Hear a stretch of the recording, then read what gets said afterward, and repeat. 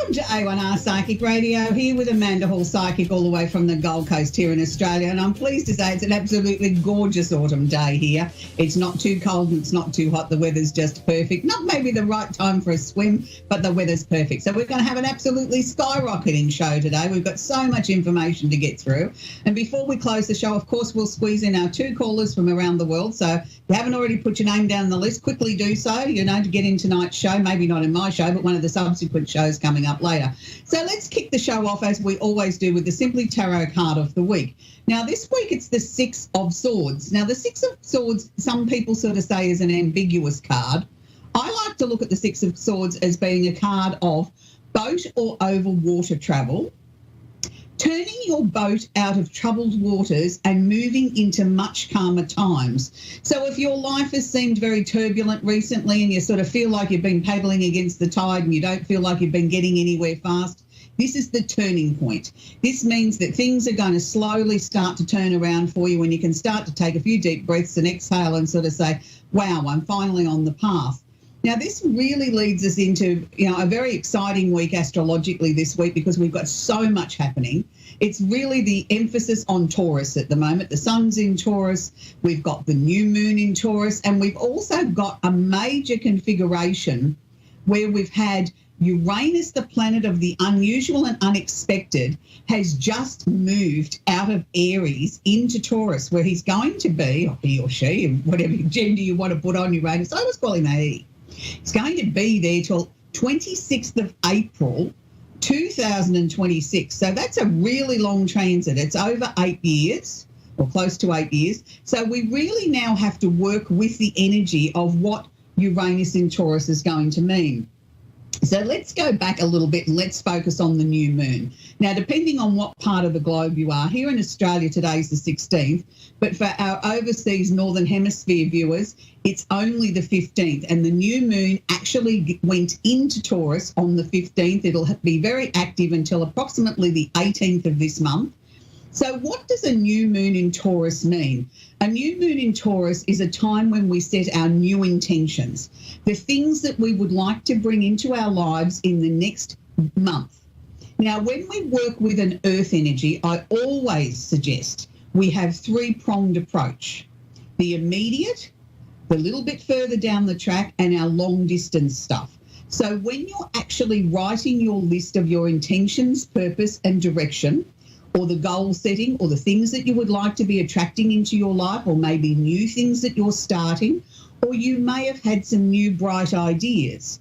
Now, bear in mind the Taurus energy is fixed, deliberate, definite, and slower. It's a time to be exhale and relax a little bit, allow ourselves to daydream a little bit. It's a time to look at our finances. It's a time to look at things that are important to us, the values that we live our lives by. It can also be seen as a very selfish time or a very selfish new moon because it's about I. I, myself, and I. What do I want? This is mine. This is what I can achieve. This is how I want to keep my money to myself. This is where I want my money to go. Then maybe, just maybe, I'll have a look at you. So if we were setting our intentions and we've written our list of what we would like to be starting or moving along with some sort of definite direction, and maybe hopefully some more insights coming in to add to our list of our goal setting and the things that we'd like to change. Once we've set our intentions and we've written it down, I like to say on 2 pieces of paper, because I think you need to have one that you pop under the candle. You pop it under the candle. You've popped your candle on a plate or a coaster, not directly on the furniture. You pop underneath that, you pop your list. Then as you go to light the candle, and you'll see this one has 2 wicks in it, as you go to light the candle, you sort of say to yourself, okay, out aloud, the things that are on your list so that you can see what's going on. I'm a little bit of a frugal person. I like to only light one side of the candle one day and the other side the next day, purely because I find with having 2 wicks in these extra large candles, the actual glass container itself does get very hot. And sometimes they do crack if we have a change in temperature or the barometric pressure drops. So I've sort of worked on a score. If you light one side one day and one side the next day, you have less trouble or less opportunity for the glass container to get too hot. That's just my personal thing.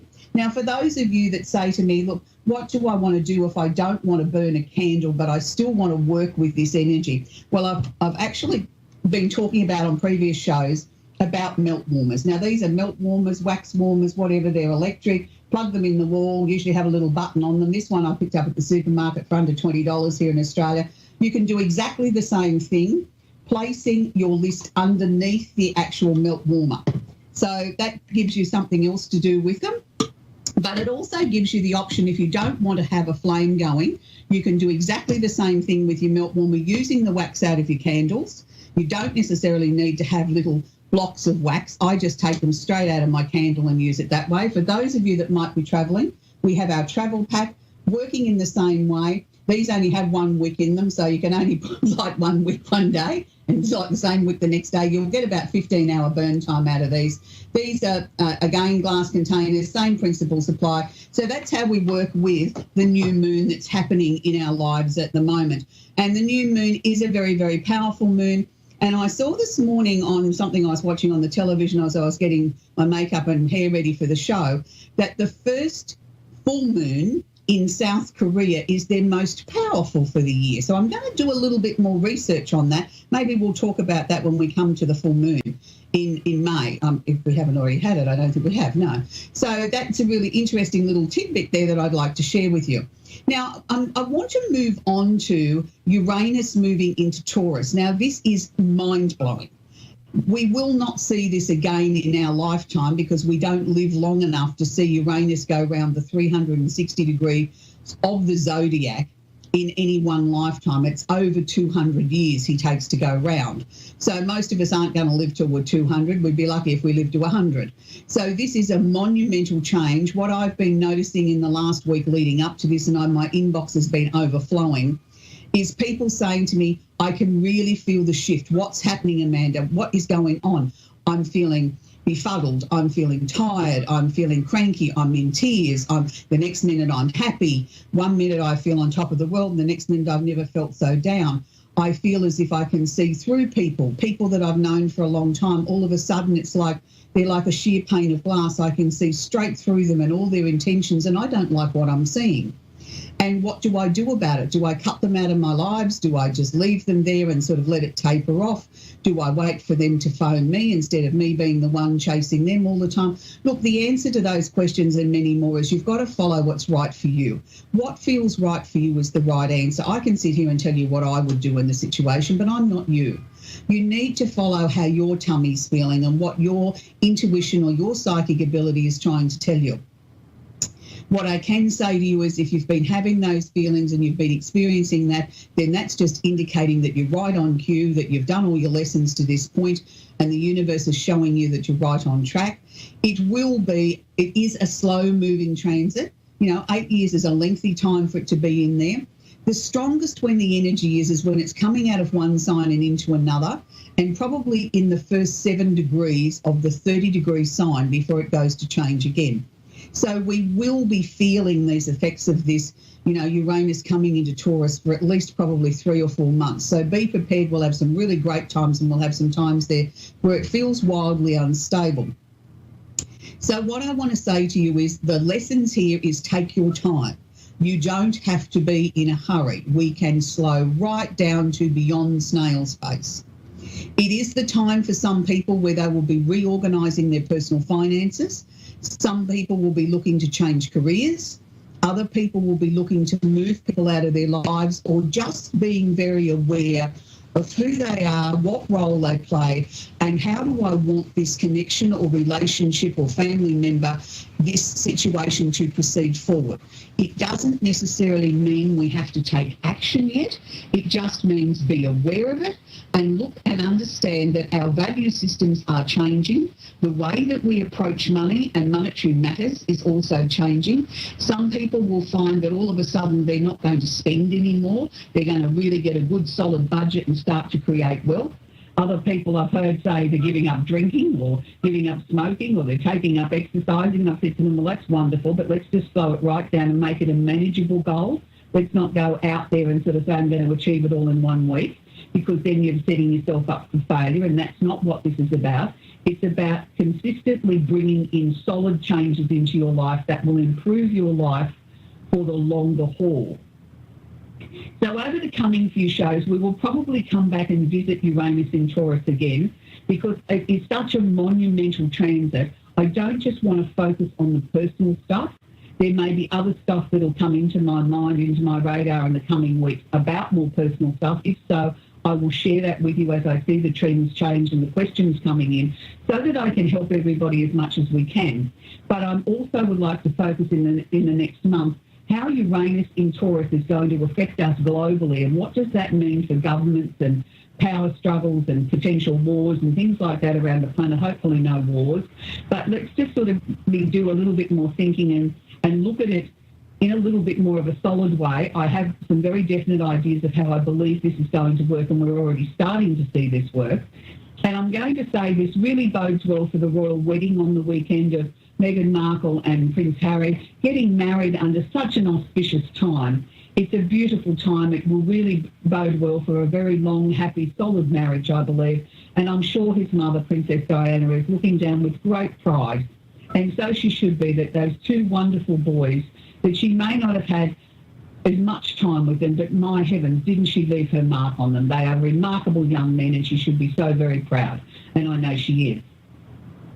So quickly before we go to taking our first caller, I want to focus on our new segment, which is famous singers as we work our way around the zodiac. Last week we focused on David Cassidy, and we had a huge response from that. I still undoubtedly say he was the first love of my life, and I've been watching the Partridge Family and singing along every night after work. It's just been absolutely great for my soul. This week I want to change the tempo, and I want to focus on a female Aries. And I've chosen Diana Ross. Now, Diana Ross is one of those people that I have immense respect for also, but I particularly chose Diana because I believe that she was a groundbreaker. She really epitomised what the Aries energy is about. She is a leader. She was a person that didn't take no for an answer. She broke ground when people were not allowing people of dark-coloured skin to be in the public eye, in the spotlight, let alone have a hit record. And dare they come out and dare to be famous and have a voice like honey. We just weren't going to accept that as being Caucasian and white people, and we thought we were superior. So Diana Ross and the Supremes launched in 1960. They were the biggest selling outfit or group, if you want to put it that way, on Motown. They had over 12 number one hits in their period of time that they were together. They were together for approximately 10 years. Diana left the Supremes and went solo in 1970. She went on to sort of star in pictures. She was nominated for many, many awards, Golden Globes, Academy Awards, many songwriting contests. Many songs went to number one and were, soundtracks to movies and things like that. There was no end to her talent. But I think the thing that really impressed me about Diana Ross the most was she always remained humble. No matter what she did, her fans came first. Her love of the music and the love of the people, no matter what your colour was, what your race was, where you came from, whether you're rich, poor or indifferent, she embraced everybody. She wasn't frightened to get out there and sing in the middle of a rainstorm. She wasn't a diva in that sort of way. She sang songs that had meaning, had guts, had purpose, had direction, and she was able to get a message across through her beautiful words in her music and her songs and her glittery gowns that took the world by storm. But she also always had many charities that she worked for and tried to shine the light on things that people didn't want to touch. People thought that were too hot to handle. So in that way, she's a true leader. We do respect Diana Ross. She is still singing to this day. She still has a voice like honey. And if you haven't listened to her recently, why don't you check her out on YouTube and start singing along to some of those beautiful tunes that Diana is most famously known for. And probably the most famous, favourite song of mine that Diana ever sang was Ain't No Mountain High Enough, because to me that was like an anthem, that there is nothing we can't achieve if we put our minds to it. So we're going to go to Audra in Chicago, Illinois. Are you there, Audra? I am. How are you? Very well, thank you, Audra. How can I help you tonight, sweetie? Do you have a question for me? I do. I am curious to know about my future in my career, if I'm going to be successful. Okay, Audra. First thing that they're showing me is that you've had a little bit of a stumbling block there recently. Was there something that came up around February, March this year that sort of made you question whether or not you were on the right path? Yes, there was. I was running a group, and I decided last week to close the group so that I could focus on my career. Good. Well, I think now that that's behind you, I think now you can focus on your career. I do feel by the end of this year, though, I think we're going to come up against another one of those speed bumps again around October, November, where there'll be 2 question marks again, but I don't think they'll be as significant as what they were earlier in the year. It may just be I've got a choice. You know, I could go this way or I could go that way. Which way will I go? They both seem to be sort of neck and neck. I think it's going to come down to getting a piece of paper and sort of dividing it in two and saying fors and against for both the issues, and then see which one comes out in front, because there really isn't much in it. I do know that you will probably change the direction slightly to get you exactly where you need to be in 2019, but that's good. But are we also expecting a promotion in the job by the end of the year? I need to be much better in my career by then. It's not so much a promotion, but maybe an elevation in what I'm doing. Yeah, but when they start showing me extra money, I always tie that in with an extra promotion. Great. That's good to hear. Yeah, because I could see not $5 a week. I'm talking about a decent lump sum of money, saying over the year you've got this amount, and you think, wow, this is good. I can now sort of look at what I'm going to do with that. Do you know what I mean? Like, start getting my finances really in place. I mean, I think you're going to be one of those people that's going to be really sitting down with the calculator and looking at your budget too, and looking at where you aim to be going in this next couple of years. Has that started to filter into your mind recently too? Yeah, I mean, it sounds right in line. I'm self-employed, so this is definitely a new venture for me, and it's kind of risky. So what you're telling me is really positive news and lets me know that I'm going in the right direction. Yeah, I mean, look, everything's a risk, but I think in this instance, the way they were showing it to me, Audra, was this was a calculated risk. Like, it wasn't, you didn't just throw caution to the wind and say, this is what I want. You know, like, you've done the planning, you've done the research, you've put a rock-solid foundation under it. There's no reason why it shouldn't be successful. You know, yes, there's going to be some tweaking along the way. We expect that, but the basics are there. You know, the foundation's there. It's solid. And that's a good thing. But I did feel that there was still some extra training or some extra learning or research or something that's coming in towards this as well. Yes, I definitely need to do more homework and more practicing. Mm-hmm. So I figured by fall maybe or December I'll be okay, and then I'll have everything pretty much done, all the homework done. Yeah, I would agree with that. They were sort of showing me sort of October, November. Here in Australia, we don't celebrate Thanksgiving, but they kept showing me the turkey. Yeah. So I have to go with the signs that they're giving me, you know, sort of like, I'm assuming you guys, that's sort of the start of your festivities over there, and after that, everybody's sort of in party mode. I know we are here from about the second week in November. We have a major horse race here in the first Tuesday of the month in November, and once that hits the Melbourne Cup, everybody goes into party mode, and it's like we're in party Christmas mode, beach mode till about the end of January. So sort of nothing gets done between November and January here, in a sense. And they were showing it to me in the same jest. You know, here's the turkey, it's time to party. What was that last thing? They said they were showing me, here's the turkey, it's time to party. So I'm taking that as that, you know, everything's in place by then. I would agree with that, yes. Absolutely. Wonderful. Lovely to talk to you, Audra, and best of luck with your new venture, sweetie. We're going to go to Rhonda in Vicksburg, Mississippi. Are you there, Rhonda? Hello. Hi, how can I help you tonight, sweetie? Hi, how are you doing? I was Good, thanks. Want to know, do you see anything as far as my health is concerned? Okay. Health is one of those areas, Rhonda, that technically by law we're not allowed to sort of discuss, because I'm not a doctor and I'm not a medical person. What I can tell you is the energy or the vibration that I pick up, which then in some way may be helpful in that way. What they're showing me is that there was 3 setbacks, 3 things that maybe didn't pan out the way that you wanted, or 3 sort of treatments or suggestions or whatever that didn't go as well as was expected. Is that correct? Pretty much, yeah. Okay. Now, what they're showing me past that point is like, let's slam the door shut on that now. Let's put that in the past. We've been there, we've done that. We need to now be looking at the future. We need to be looking at what else can we do. Part of this, I'm going to say, is already in your DNA. I don't think this is an illness that necessarily, a health condition that you've necessarily brought on by being silly or doing something stupid. Part of this was already in you the day you took your first breath. It's just a matter of how it's manifested or presented itself. Now we have to tackle with that. I've got arthritis. It's terrible. Yeah, but I think there is ways around this. Now, first things first, what I want you to do is be aware of, and this sounds very simplistic, but this is what they're showing me. They want you to start sort of keeping a little journal or a little diary of sort of what you're putting in your mouth and how you're feeling after it.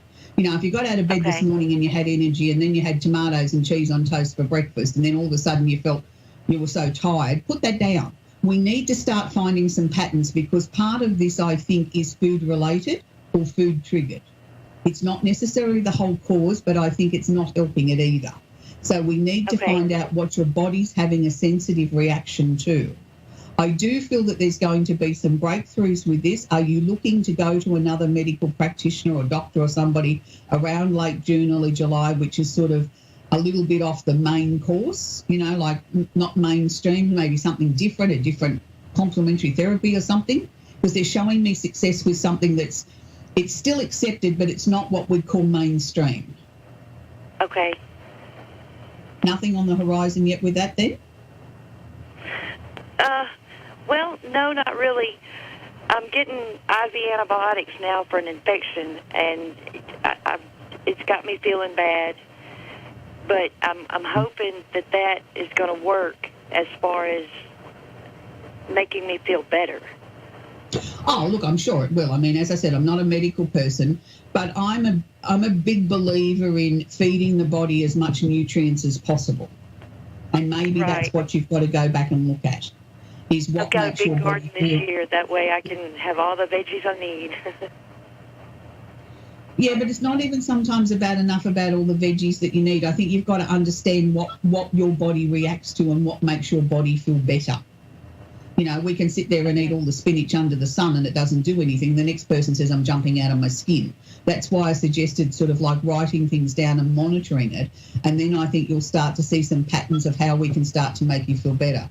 But I do feel I do feel we can beat this. I don't feel this is this is going to be with you forever. This is not a life sentence. This is something we can get on top of and we can manage. I don't say completely cure, but we can manage it to a point that you can get your life back again. Okay.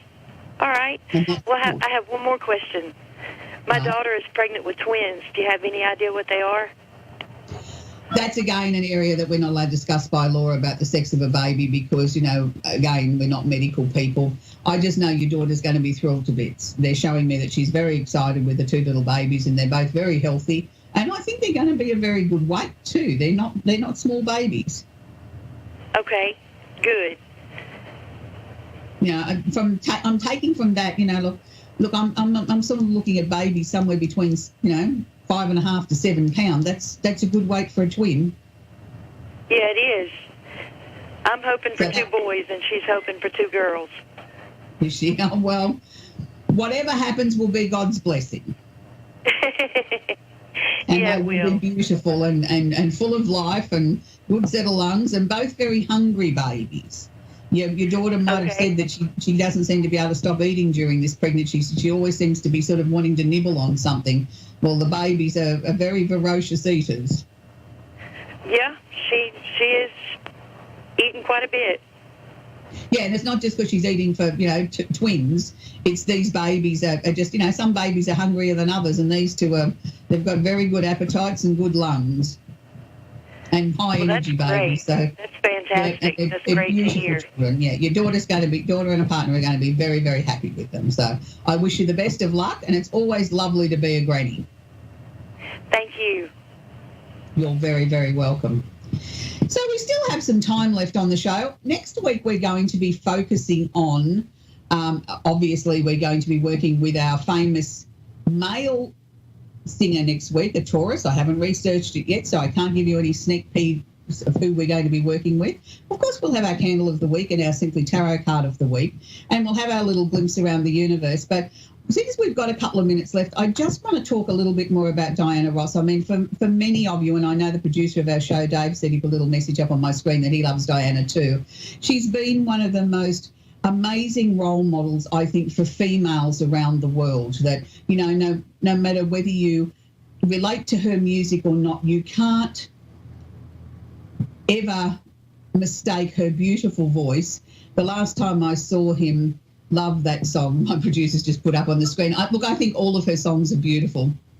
I really do. I remember the first time I heard her sing Endless Love with Lionel Richie, and it brought tears to my eyes. And it's just sort of the power of the lyrics. And songs and music, I think, are really definitely the food for the soul. And I know there isn't a day goes by in my working life where I don't have some sort of music going on the turntable or on YouTube or something. There's always music going surrounding me, and I'm a mad music fan, and particularly I've always been a fan of the Motown music all my life, but we'll be featuring some, people from all around the world, and I'll probably sneak in a couple of Australians somewhere along the line as well, just so for those of you that might not be familiar with some of our amazing talent here. I know you're familiar with Olivia Newton-John and people like her, but we have some other people here in this country too that can sing too. I can't, I'm not one of them. So I hope to see you next week. Oh, Kylie, I've been reminded about Kylie, yes, one of our greatest exports. We have some amazing talent here, and as I know you do wherever you are in the world, and it's been really nice to see ABBA making a bit of a comeback with their stuff that they're doing this year too, so it's good. So AC/DC, we're having a real music fest here, the producer and I. Yes, we've got some amazing talent here in this country. So I look forward to working with you again next week as we bring about what's happening around the universe, our Simply Tarot card of the week, of course, our candle of the week, and we'll also take some callers. For those of you that might want to book a reading or something with me privately, www.amandahallpsychic.com.au. Don't forget, when you get to the checkout, type in the word radio in capital letters, and you will get a discount. And if you want to join our mailing list and get a free astrology chart, just head to my website. We can email those around the world, and they are free of charge. You're under no obligation to buy anything. We just like to share the love here from Amanda Hall Psychic. So for those of you that want to know a little bit more about the new moon in Taurus, you can pop over to Facebook. I'll be doing a Facebook Live in about 3 minutes' time. So you're more than welcome to join me there on the Amanda Hall page. We'll be doing the Facebook Live on the new moon in Taurus. So bye for now, and see you all again next week. Bye for now.